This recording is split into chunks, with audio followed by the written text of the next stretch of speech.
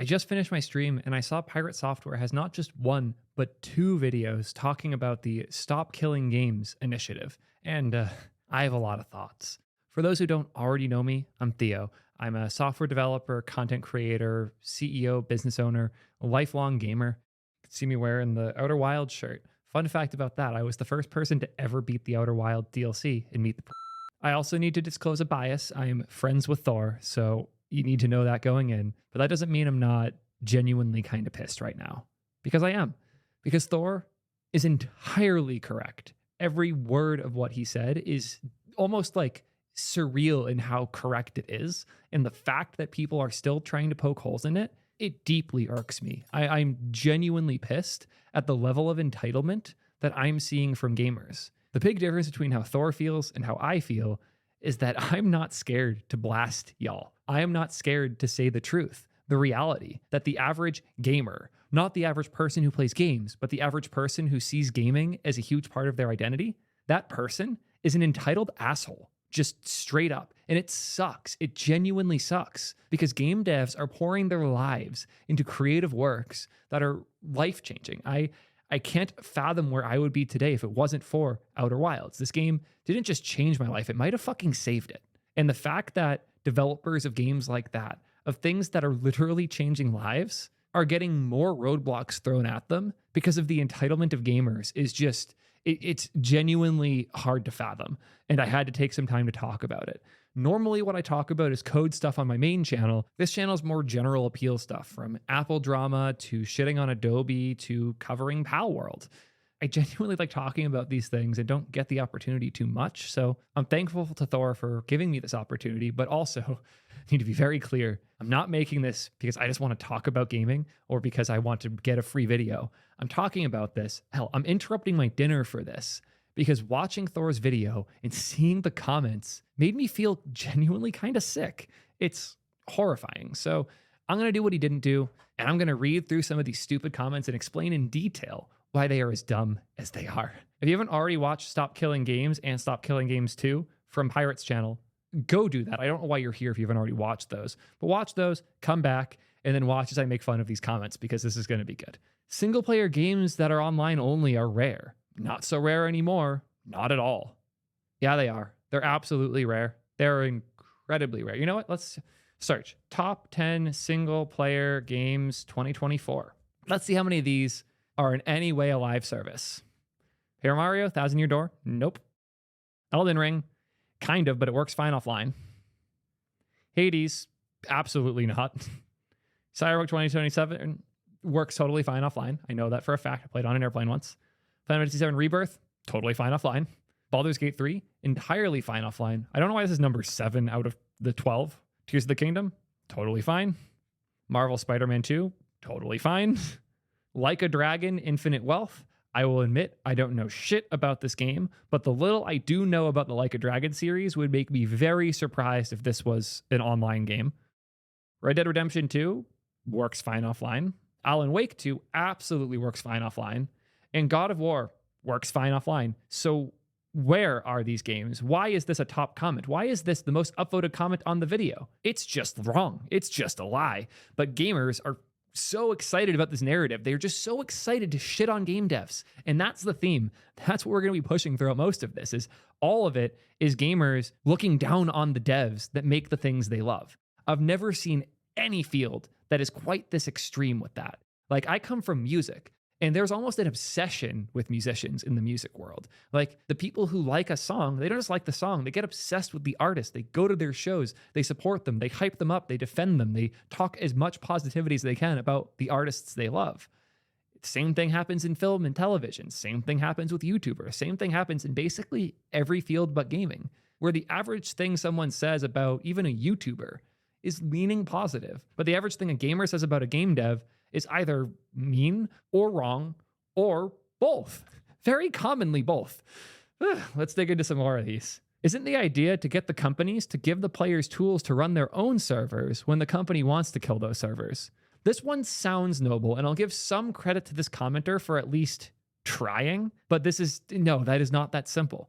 I could speak a lot on this as a software developer. Building your binaries in a way that you can just hand them out is not a thing that you can just do. It's not like a switch that they're not turning on or a thing that they are too rude to do. It's a lot of work to build your stuff in a way that it's self-hostable. For one of the tools that I build, Upload Thing, we've actually been working on this, on making a self-hostable version. We're like 3 months in and we're still working on it. It is hard, like really hard to do. On top of that, Thor proposed a pretty rough theoretical in his part 2 video.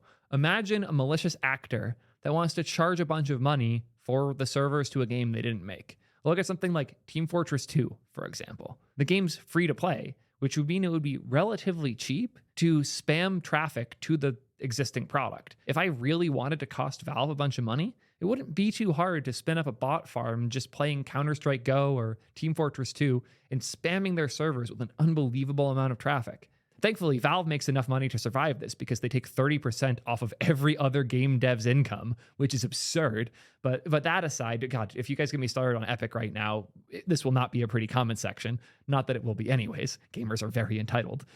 Actually, you know what? Fun challenge for you. Scroll down and see how far you have to scroll before you see a gamer shitting themselves saying something incredibly stupid. You only have to scroll right below the description before there's a highly upvoted comment of somebody saying that I'm an asshole. Guaranteed. Anyways, the problem is that Valve makes a lot of money, so they don't have to worry about that so much. But if you're an indie dev that decided to provide your game for free, you might just get destroyed by this bad actor. And now if you're legally enforced to release the server code once you're done, that bad actor can take that server code and go host your game for money, even though you didn't charge. It would actually be possible as a result of this legislation for somebody to maliciously destroy an independent developer's work, steal their work, and then sell it when the original dev wasn't doing that. Any legislation that makes that possible isn't just bad, it's disastrous for gaming the art form. And I cannot believe people are unironically backing it because they hate Ubisoft so much. Do you know what I hate more than Ubisoft? Ubisoft's games. Don't fucking buy them, they're bad. Let's go back to these comments because it only gets worse from here. The idea that people won't host game servers if they aren't allowed to monetize them is extremely silly. There are decades of old games, all of which are still playable and active thanks to fans hosting their own servers. The official matchmaking servers for Counter-Strike Global Offense shut down recently after Counter-Strike 2 came out, but the game isn't rendered unplayable. You can still go and play on community servers. This used to be the norm. I love they called the Counter-Strike example out because CS2 is a free upgrade to Counter-Strike Go. So no, it's not like the thing you purchased disappeared. It got upgraded. And you're insisting on playing the old version. Stupid. Let's see if there's any other big ones in here. The Valve dick riding is unreal. Like, Valve is fine. They've had really important innovations. I love my Steam Deck. I love my Valve Index. Half-Life Alyx is one of the best experiences I've ever had in a video game. But to pretend Valve is this like great holier than thou image that we can just trust to make everything right, and if we all were more like Valve, it would be good. It's just fucking delusion. That's all it is. God, this one's insane. If this kills live service games, they shouldn't exist. It is the smallest move forward towards consumer protection. Just the amount of entitlement in this comment is actually surreal. It's hard for me to comprehend. Gotta say, this is my first time hearing you have a seriously uninformed and myopic take. It's one thing to make an offhand comment about it on stream because you hadn't researched it yet, but this video is just completely misunderstanding both the consumer perspective and expectations, and lacking in all the historical references that explain why those expectations not only exist, but are in the majority of cases very reasonable. No, that is not true. It seems like people just have a fundamental misunderstanding of what a license is and how it works, which is really funny when you consider the fact that people watch most of their movies and TV on Netflix and listen to most of their music on Spotify. At any point in time, any of that media can be pulled, and you don't care. But when you spend a bunch of money on microtransactions in a dead game, then you get really mad. Or when you bought a game 10 years ago, haven't played it for 8 of those 10 years, and then Ubisoft realizes it's too expensive to maintain because the servers are being abused, and they decide to pull it. Also, if they're having issues relicensing the cars because the game's been out for 10 years, and to continue to distribute it means they have to pay massive license fees for a game that has 8 to 10 players. Are you fucking insane? Like, what? I respect the hell out of Thor for being as diplomatic and polite in his video as he was, because all I can think when I read these comments and see what y'all think is, wow, gamers are fucking stupid. I don't want to be associated with you. The fact that gamers and game devs are on opposite sides of things means that gamers are wrong. It doesn't mean that game devs don't understand them. It means gamers are entitled sacks of shit, and I'm tired of pretending they're not. To be clear, I don't mean gamers, people who play games. I mean gamers, people who make it their whole fucking identity. And I'm so done. I'm so fucking done. I don't care what bridges this burns. I don't care how mad people are at me for it. I don't care how many Reddit threads are about to come at me for saying these things.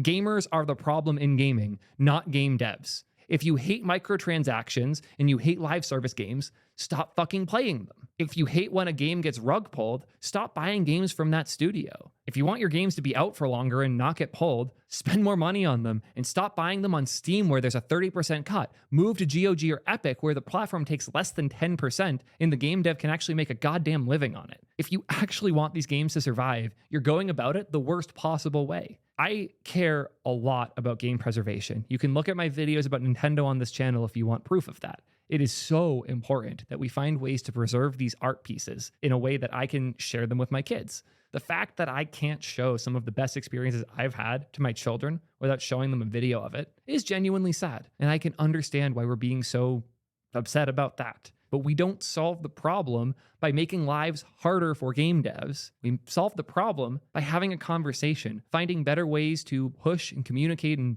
build these things, and having a more understanding back and forth between the gamers and the game devs. But that's not what we're having right now. What we have right now is a bunch of entitled gamers yelling at game devs that are making games they don't even like or play for not magically snapping their fingers and making all the things they want appear. And this is always how it goes, every fucking time. And I'm tired of it. I really am. Probably never going to talk about something like this again. I already know how toxic it's going to be. But y'all hurt me. I still can't comprehend the things I have seen being said about this, and that someone that was so universally loved as Thor could be torn to shreds for saying something so obviously true. Gamers, use your goddamn brains. Take a second to think about what Thor actually said, and if you are going to leave a rude comment here, watch his video one more time before doing it, and try your hardest to actually listen. I promise you, as a lifelong gamer myself, every word of what he said has the same goal that you do: to preserve gaming as an art and make it so that gamers can have incredible experiences for the rest of time. If you feel otherwise, I don't know how to say it other than you're wrong, you're entitled, and you need to take some time to really listen. Till next time, peace nerds.